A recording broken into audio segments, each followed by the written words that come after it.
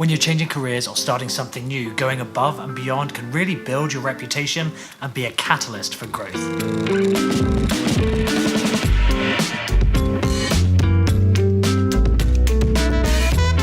Welcome back to Career Ending Opportunities. I'm Simon Knapp, and here on the channel every week we look for ways to change career, find a new job, start a new business. Ultimately, we're looking to find personal and financial fulfillment in everything we do. So if you're new here and you find the video useful, please consider subscribing. When you're starting out in a new field, the world has no reason to pay attention to you. So what can you do to stand out from a crowd? In this video, we have to go downtown.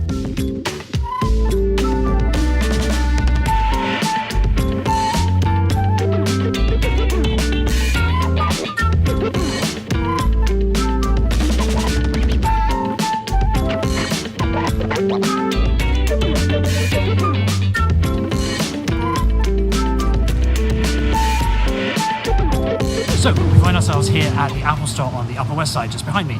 Long story short, 2016 I bought a brand new $3,000-ish MacBook Pro as an investment for my programming life, and it's long since paid for itself.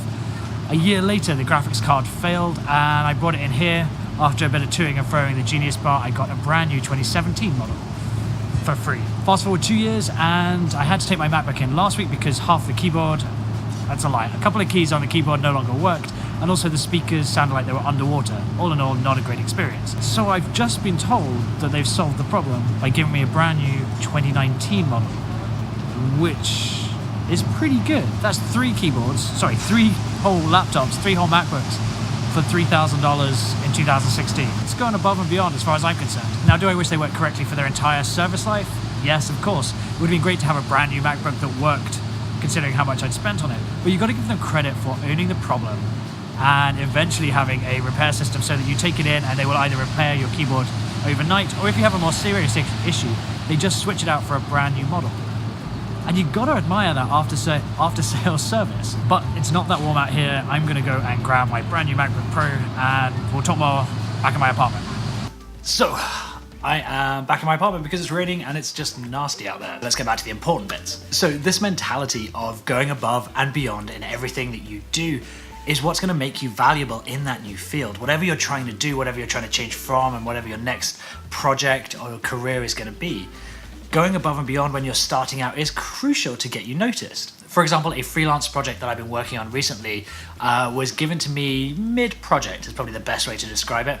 There was already a lot of existing code and I was having to develop and fix at the same time. Basically what happened was we ended up with a project that was just covered in sticky plasters and elastic bands to hold it all together, which is certainly not ideal and definitely not a project that I would be willing to hand back to a client and be proud of. So what I wanted to do was take what we had and make it something that I could be proud of and that they could be proud of and that will continue working for years to come. So I gave them a day's development for free. What I did was I spent one whole day, around 10 hours, completely tearing the code apart, and starting again would be too generous, but I did quite a lot from scratch. Now, would I have liked those hours to be billable? Sure. But did I feel right charging the client extra for something that I knew would make the project better, but not necessarily sure it was required to get the product out the door? I couldn't charge them for that. I didn't want to charge them for that. I wanted to make sure that when I was done, they had something solid, something that I could be proud of. Because right now, I am trading on my reputation. And so will you be when you start out as a freelancer or you start out your new business. The world has no reason to take note of you, but your reputation as it grows is a reason for someone to start looking and saying, hey, this guy, this girl, this company, they're worth paying attention to. They're worth us spending our money with them. Now, you don't always have to give away free products or services or dedicate time to a client for free. Sometimes it's as simple as listening to the feedback, acknowledging your failure, and changing what you do going forward. I have my criticisms of Apple. The keyboards on their last three models of MacBooks and MacBook Pros haven't been great. But each model that they release, they are iterating and trying to make them better. And I feel that although I have frustrations with them, they are listening to the feedback. I have provided feedback pretty vocally in customer service exchanges, and they do seem to be listening and changing. And sometimes that can be really powerful, to show your client or your customer that you acknowledge your mistakes and are willing to do better or to change next time.